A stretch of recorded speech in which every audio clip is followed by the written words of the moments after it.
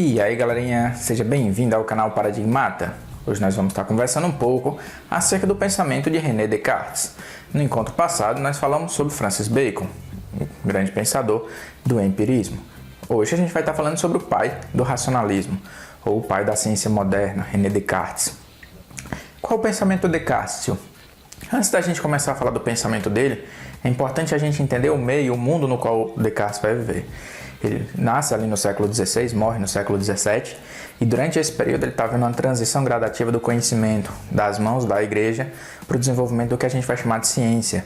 A igreja está cada vez mais perdendo influência e a ciência está cada vez se tornando mais independente desse saber teológico. Isso daí é importante por quê, tio?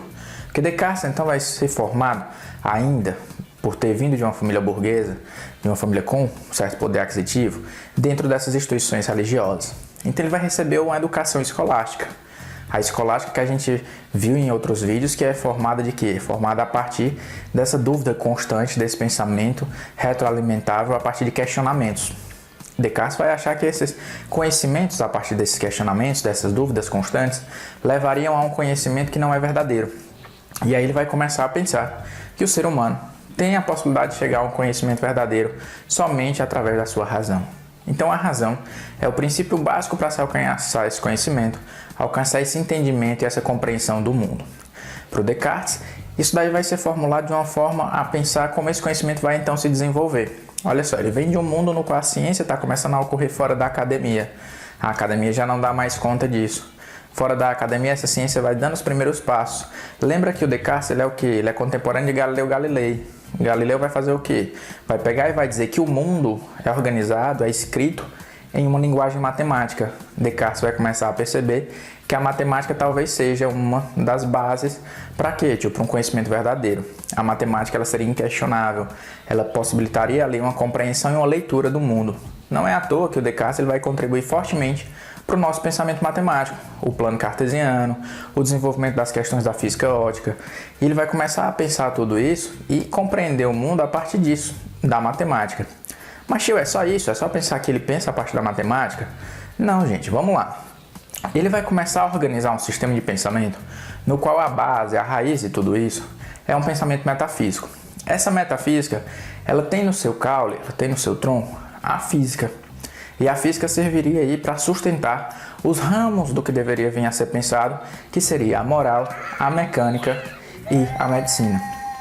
Olha que interessante, tio. Ele está começando a criar alguns ramos de pensamento que vão sustentar o que vai ser ciência moderna.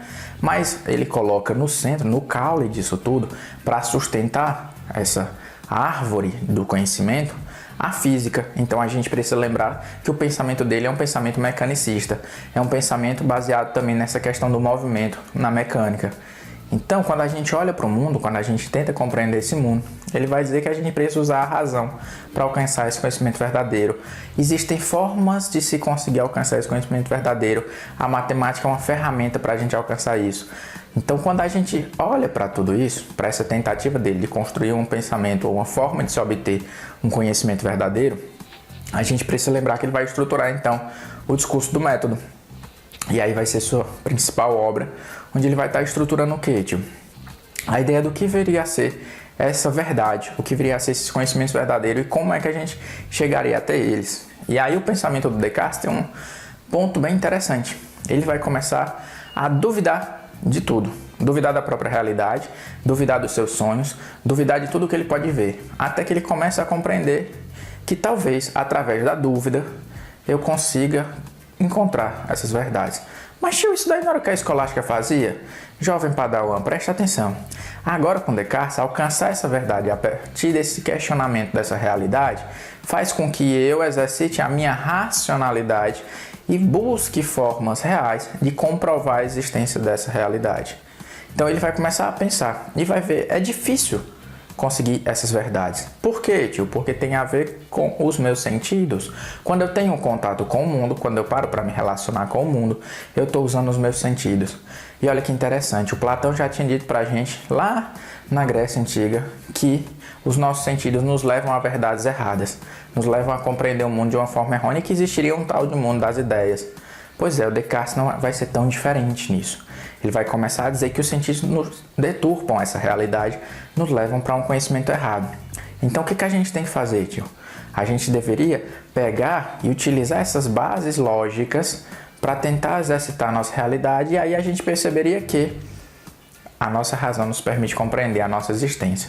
Então olha que interessante, cogito ergo sum, a máxima descartiana do penso logo existo, vai vir para pensar o quê, tio? Vai vir para compreender que a partir da racionalidade do meu próprio pensamento, da compreensão de que eu sou um ser pensante, eu construo a minha existência. Ele não fala de essência, ele não lida com essas coisas, gente. Ele vai lidar com a nossa razão, nos levando a construir um conhecimento verdadeiro. Com a nossa razão, nos levando a construir um conhecimento sobre nós mesmos. Uma compreensão de quem nós somos. Uma compreensão de que nós existimos nesse mundo. Tá dando para entender? Mas, tio, então o Descartes pensa que a matemática é a base de tudo. Mas e se a matemática também for falsa? E se a matemática também estiver errada? E se a matemática também tiver sido criada para nos iludir? Pois é, ele também vai duvidar disso.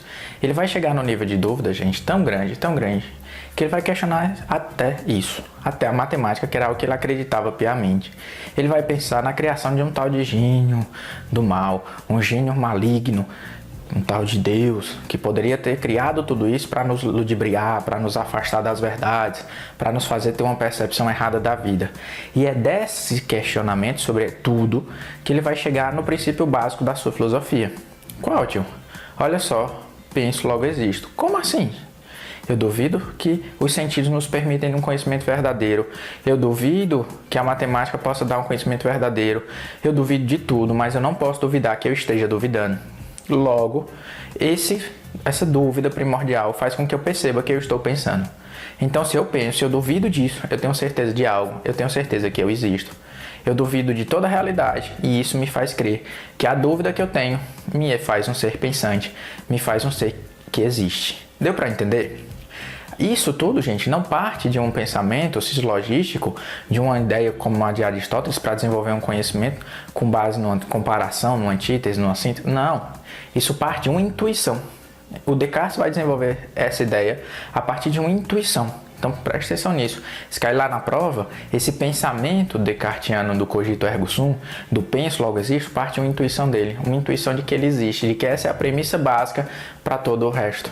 Porque eu existindo, eu posso questionar, eu posso pensar, eu posso entender essa realidade. E essa realidade me é permitida a compreensão a partir da minha própria razão. Beleza? E essa percepção, gente, traz uma virada fantástica para a ciência, traz uma virada fantástica para a filosofia.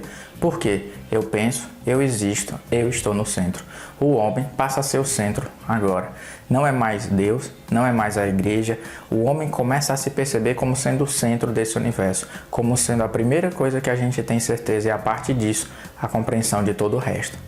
Essa base, essa virada que o Descartes vai trazer, vai marcar essa ruptura entre um pensamento medieval, um pensamento centrado em Deus, para agora um pensamento centrado no homem, no antro, um antropocentrismo começando a ser desenvolvido aí. O homem passa agora a ser um centro disso tudo. Por quê? Porque ele existe, porque ele pensa. A razão garantiu a liberdade humana de vir a existir. A possibilidade de existir se deve à razão, à racionalidade que ele tem e à compreensão de sua própria existência. Beleza, deu pra entender. É um pouco do René Descartes que vai estar caindo aí na provinha do Enem pra vocês. Espero que vocês não errem essas questões e que o vídeo possa ter ajudado vocês. Se você gostou, curte, se inscreve no canal, compartilha. Nosso próximo vídeo a gente vai estar aí batendo um papo sobre um outro filósofo que vai trazer agora um criticismo, o Kant. Beleza? Valeu, tamo junto.